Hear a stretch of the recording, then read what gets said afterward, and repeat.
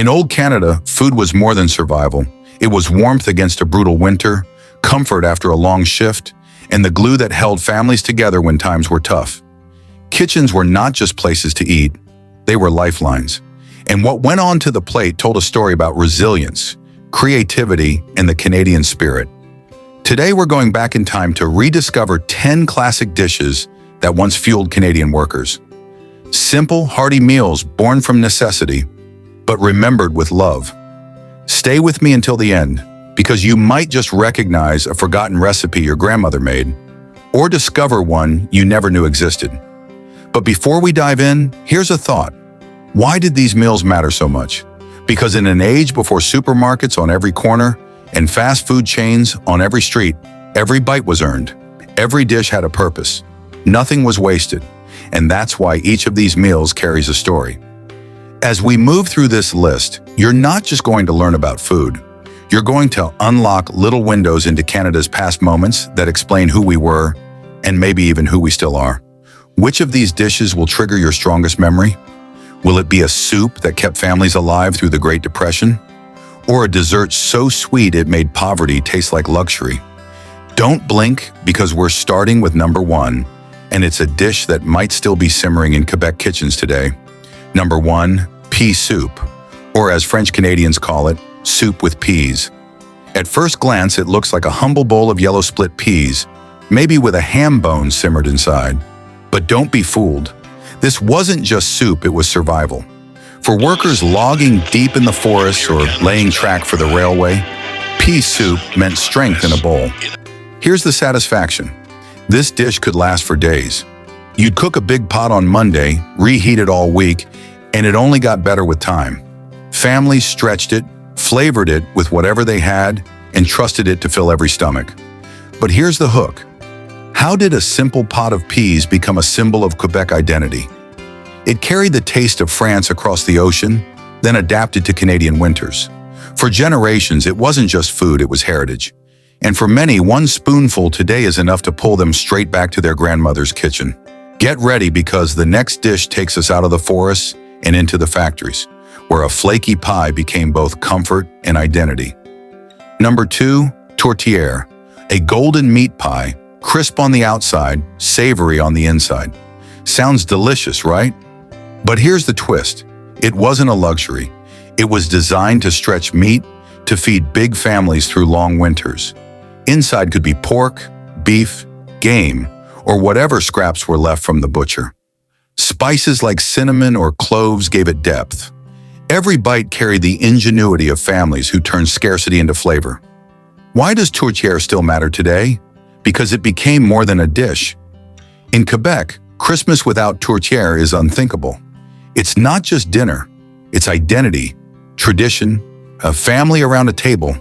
Imagine the smell of pastry browning in the oven, the sound of chatter filling the house, and that first bite after a long day of snow and cold. That's not just food, that's a memory baked into dough. But if tourtière was about togetherness, the next dish was about speed, fuel, and survival during the hardest hours of the day. Number 3, Bannock. Just flour, water, maybe a bit of fat, cooked over an open fire or in a cast iron pan. Sounds simple? It was, but it fueled generations from indigenous communities who first made it to workers who carried it in lunch tins on long days in the fields or mines. Bannock was versatile, sweetened with berries, fried with fat, baked as bread. It could be breakfast, lunch, or dinner, and it traveled lightweight, portable, ready to be eaten anywhere. Why is Bannock so much more than bread? Because every bite carries a story of resilience. It speaks of survival in the harshest climates, of cultures meeting and mixing, of Canada's history in every mouthful. Did you know some workers swore Bannock tasted best when cooked over a wood fire, the smoke clinging to the crust? It wasn't just food, it was fuel, ritual, and comfort rolled into one. And now, if Bannock kept men going during the day, the next dish we'll explore was the comfort waiting at home, rich and sweet when the work was finally done. Dish number 4, Pouding chômeur. Next on our journey is a dessert that speaks louder than words about Canadian resilience. Pouding chômeur, literally unemployed man's pudding. It was born during the Great Depression when families had little more than flour, butter, and sugar in their cupboards. Out of hardship came sweetness. Imagine pouring a thin cake batter into a dish, then covering it with hot syrup made from brown sugar or maple. As it baked, the liquid sank and the cake rose, creating 2 layers, fluffy sponge on top, gooey caramel below. Families with almost nothing still found a way to end the meal with comfort. That's the power of this dish. And here's the part that surprises many people. Today, it's considered a delicacy in Quebec restaurants. A dessert that once symbolized poverty is now served with pride. Isn't it fascinating how the meaning of food changes with time? But if pudding was the sweet note after a hard day, the next meal was pure strength in a bowl, a dish designed to carry workers through the coldest Canadian winters. Dish number 5. Baked beans. Few smells can transport you back in time like a pot of baked beans slowly simmering in the oven. Molasses, salt pork, and navy beans blended into a dish that fed families from Saturday night until Sunday morning. In Quebec, baked beans, Fèves au lard, weren't just a meal, they were ritual. Picture this: workers returning home after a week of long hours, the scent of beans greeting them before they even stepped inside. This wasn't fast food. It took patience, hours of cooking, the kind of meal you could smell on the street. That patience built anticipation, and anticipation made the first bite unforgettable. Baked beans were cheap, nourishing, and packed with protein. They stretched far, filling every belly at the table. And here's the twist. For many families, Saturday night beans became tied to religion, linked with the Catholic tradition of Sunday gatherings. Food wasn't separate from culture. It was culture. But while beans carried tradition, the next dish carried comfort. And it came in layers, each one simple, but together unforgettable. Dish number 6, shepherd's pie. Now we reach a dish every Quebec child knows, shepherd's pie. If you've never seen it, imagine this. Ground beef at the bottom, creamy corn in the middle, mashed potatoes on top. 3 layers baked until golden. A worker's version of shepherd's pie, designed to be simple, filling, and repeatable. Kids may have rolled their eyes when it showed up on the dinner table again and again, but ask any adult today and they'll tell you the same thing. Pâté chinois tastes like home. The beef sizzled in the pan, the sweet corn added a soft contrast, the mashed potatoes sealed it all together. Affordable, easy to make in large trays, it was a staple across Quebec working-class homes. What keeps this dish alive is its familiarity. The recipe hasn't changed much in over a century, yet every family swears their version is the best. Some added ketchup on top, others mixed in cheese, and others kept it plain. But the memory remains the same. The comfort of digging into those layers after a long day. The sound of a fork breaking through the crust of potatoes. The warmth filling your stomach. And just when you think the story's over, there's more. Because the next dish brings us to the coast, where the sea itself provided the fuel Canadian workers needed to keep going. Dish number 7, fish cakes. On the Atlantic coast, the workers' diet looked different. The sea was generous, but families had to be creative. Enter fish cakes, salt cod, potatoes, and onions bound together, fried until golden, crisp on the outside, tender inside, and cheap to make in bulk. For fishermen's families in Newfoundland and Nova Scotia, fish cakes weren't just dinner. They were survival. They carried the taste of the ocean into kitchens far from the docks. For children, the smell of sizzling fish cakes often meant payday had come, or at least that the sea had been kind that week. And for workers heading out early in the morning, a couple of fish cakes wrapped in paper could last them until noon. What makes this dish unforgettable is its balance. Simple ingredients turned into something so satisfying, and even now, bite into one, and you can almost hear the waves outside the window. But the coast wasn't the only place workers found strength. Sometimes comfort came in the form of sweetness, a dessert that stretched ingredients and brought entire communities together. Dish number 8, butter tarts. Small, sticky, and sweet, butter tarts are perhaps Canada's most famous dessert. But what made them so powerful for working-class families was their accessibility. Flour, sugar, butter, syrup. That's all it took. Yet when baked in small pastry shells, they became a treat that lit up children's eyes.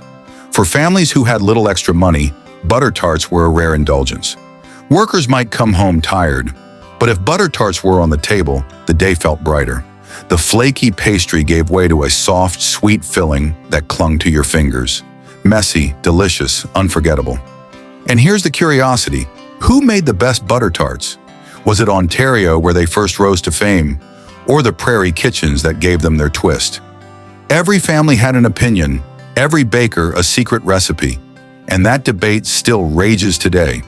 But if butter tarts offered joy in small bites, the next dish offered warmth in large pots, the kind of meal that could last days and still taste better each time it was reheated. Dish number 9, split pea and ham soup. You might say, didn't we already talk about pea soup? True, but split pea and ham soup deserves its own mention because it wasn't just Quebec that lived on it. Across the country, from the Maritimes to the prairies, leftover ham bones found their second life in a simmering pot of yellow or green peas. The reward was obvious. Nothing wasted, every scrap turned into nourishment. The broth thickened slowly, peas breaking down into a velvety base, the smoky ham flavoring each spoonful. For workers trudging through Canadian winters, a hot bowl of this soup wasn't a luxury. It was fuel. And yet, here's the curiosity. Ask 10 Canadians how their family made pea soup, and you'll hear 10 different stories. Some added carrots, others celery, some swore by dumplings, others kept it plain. Each variation was a fingerprint of culture, region, and family tradition. But as we approach the end of our list, the final dish might be the most unifying of all. A dessert that turned Maple Canada's liquid gold into an experience every child remembers. Dish number 10, maple taffy. Our last stop brings us outdoors to snow-covered fields where workers and children gathered around during sugaring off-season. Maple taffy, or tire d'érable, hot maple syrup poured onto fresh snow, rolled onto a stick, and eaten right there, sticky and sweet. This wasn't just food, it was a celebration, a moment when hardship paused and joy took over. For lumberjacks, farmers, and factory workers alike, maple season was a sign that spring was coming, that winter's grip was loosening, and the taffy was more than candy. It was proof that nature itself offered rewards after months of scarcity. The memory is universal. The laughter of kids with sticky hands, the steam rising from the sugar shack, the first bite melting on your tongue. Tire d'érable wasn't survival, it was happiness, captured in a moment. So there you have it, 10 classic dishes that carried Canadian workers through decades of hardship, growth, and change. Each one is more than a recipe, it's a memory, a story, a reflection of how Canadians made much from little, turning necessity into comfort, poverty into creativity, and survival into heritage. Now the question is yours. Which of these dishes do you remember? Have you tasted Pouding chômeur or watched maple syrup harden on snow? Maybe your family made pâté chinois every week or baked beans that simmered all night. Share your story in the comments below because your memories are part of this history. And if this journey made you feel nostalgic, don't let it stop here. Subscribe for more trips into Canada's past and share this video with someone who loves the taste of memory. Because history doesn't just live in books, it lives in our kitchens, on our plates, and in the dishes that shape generations.